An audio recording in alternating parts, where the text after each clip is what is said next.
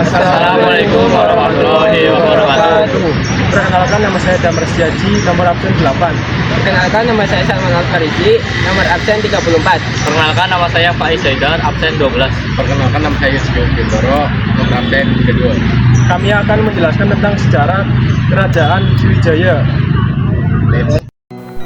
Kerajaan Sriwijaya merupakan salah satu kerajaan maritim terbesar dan termasyhur di Nusantara. Berdiri sekitar abad ke-7 Masehi, kerajaan ini berpusat di wilayah Sumatera bagian selatan, tepatnya di sekitar Palembang, Sumatera Selatan. Sriwijaya dikenal sebagai pusat perdagangan, pendidikan, dan penyebaran agama Buddha di kawasan Asia Tenggara. Kejayaannya tidak hanya dirasakan di Indonesia, tetapi juga memberikan pengaruh besar hingga ke wilayah Semenanjung Malaya, Thailand Selatan, bahkan ke Kamboja, India. Kerajaan Sriwijaya pertama kali disebut dalam prasasti-prasasti kuno seperti Prasasti Kedukan Bukit tahun 683 Masehi, Prasasti Talang Tuwo, dan Prasasti Telaga Batu. Berdasarkan temuan sejarah, pendiri kerajaan Sriwijaya diyakini adalah Dabuta yang Sri Jayanasa. Ia memimpin ekspedisi besar dan memperluas wilayah kekuasaan melalui darat dan laut, membuktikan bahwa kerajaan ini memiliki kekuatan militer dan maritim yang tangguh. Sriwijaya menjalin hubungan diplomatik dan perdagangan dengan kerajaan-kerajaan besar lainnya, seperti dinasti Tang di Tiongkok, kerajaan Chola di India Selatan, dan bahkan dengan dunia Arab. Pelabuhan-pelabuhan Sriwijaya ramai oleh aktivitas perdagangan internasional, terutama karena letaknya yang strategis di jalur Selat Malaka. Komoditas seperti remah-remah, emas, dan kapur barus menjadi komoditas utama yang diperdagangkan. Selain sebagai kerajaan dagang, Sriwijaya juga menjadi pusat pendidikan agama Buddha yang terkenal.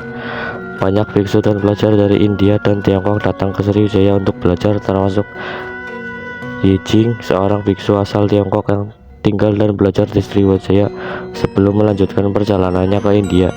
Hal ini membuktikan bahwa Sriwijaya bukan hanya kuat secara ekonomi dan militer, namun juga memiliki peran penting dalam bidang keilmuan dan spiritual.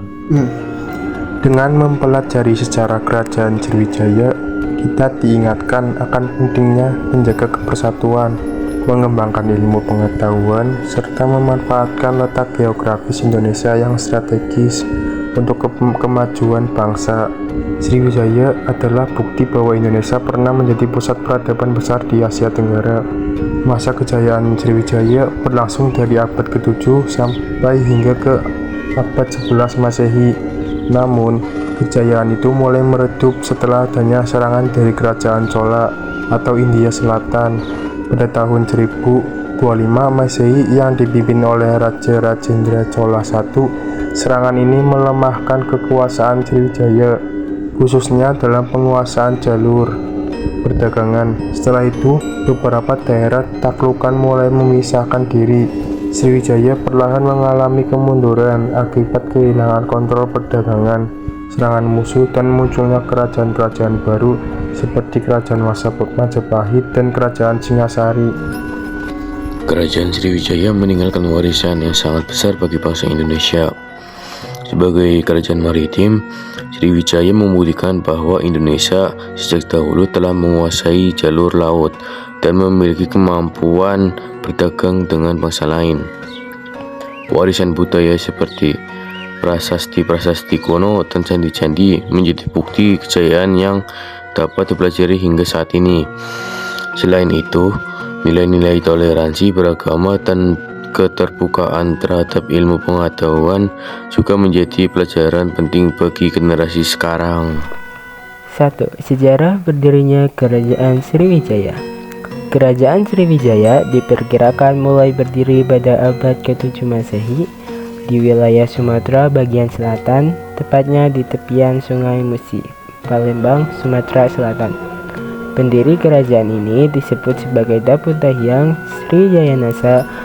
Kadang versi nama berbeda dalam prasasti-prasasti kuno seperti Prasasti Kedukan Bukit tahun 683 Masehi dan Prasasti Kota Kapur tahun 686 Masehi disebutkan bahwa Dapuntahyang memiliki ekspedisi besar dan mendirikan kekuasaan Sriwijaya. Menurut catatan dari Prasasti Ketukan Bukit disebutkan bahwa ia melakukan sidayatra, yaitu seperti perjalanan suci atau ekspedisi bersama pasukan dan barang dagangan dari lokasi yang disebut Minanggatamwan menuju wilayah sekitar Palembang, Jambi, dan Bengkulu. Dari prasasti Kota Kapur terungkap kekuasaan awal Sriwijaya meliputi Sumatera bagian selatan, Bangka, Belitung, dan Lampung.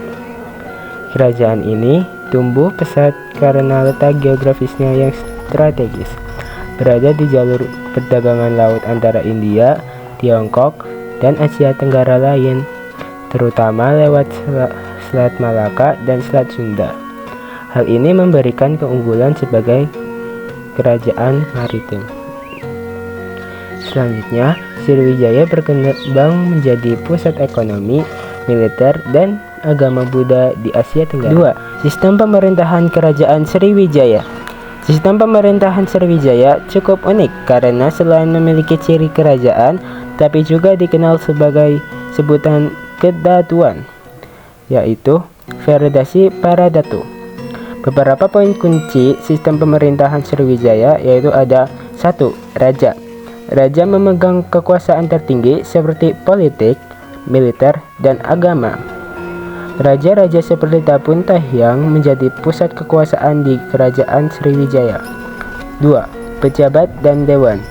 Terdapat pejabat-pejabat tinggi seperti Menteri, Panglima Perang, Bendahara, Hakim, dan juga Dewan Pembesar yang memberi nasihat kepada Raja. 3. Wilayah dan administrasi. Wilayah Sriwijaya dibagi ke dalam mandala atau kedatuan bawahan dengan kepala wilayah yang tunduk kepada pusat di Palembang. Sistem ini memungkinkan pengolahan wilayah maritim luas tanpa dominasi absolut terpusat di setiap sudutnya. 4. Ekonomi dan perdagangan. Pemerintahan Sriwijaya sangat menekankan pengaturan jalur perdagangan, pelabuhan, bea cukai kapal asing, dan pengumpulan pendapatan dari laut. Pengaturan ekonomi ini menjadi bagian dari sistem pemerintahan.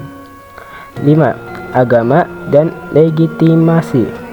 Agama Buddha memiliki peran penting dalam legitimasi kekuasaan raja dan pemerintahan. Raja serta pejabat kerajaan menjadi pelindung agama dan pusat pembelajaran Buddhis yang berada di Sriwijaya.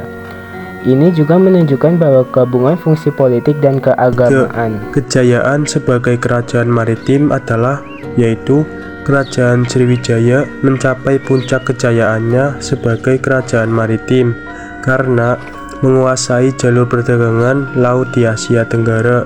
Letaknya yang strategis membuat Sriwijaya menjadi pusat transit kapal dagang internasional, terutama antara India dan Tiongkok. Pertanyaan keempat adalah peran dalam penyebaran agama Buddha, yaitu adalah Sriwijaya berperan penting dalam penyebaran agama Buddha di Asia Tenggara. Sriwijaya menjadi pusat pembelajaran Buddha Mahayana dan banyak didatangi oleh pelajar dari mancanegara seperti pendeta Tiongkok Sing yang belajar di sana. 5. Peninggalan sejarah Kerajaan Sriwijaya. Kerajaan Sriwijaya meninggalkan banyak bukti sejarah berupa prasasti, candi, dan temuan arkeologi. Berikut beberapa peninggalan pentingnya. A. Prasasti. 1. Prasasti Ketukan Bukit tahun 683 Masehi ditemukan di Palembang yang berisi catatan ekspedisi Dapuntahyang. 2. Prasasti Lalang Tuo tahun 684 Masehi yang menceritakan pembangunan Taman Sri Setra untuk kesejahteraan rakyat. 3. Prasasti Kota Kapur tahun 686 Masehi ditemukan di Bangka menyebutkan usaha ekspansi Sriwijaya ke wilayah lain. 4.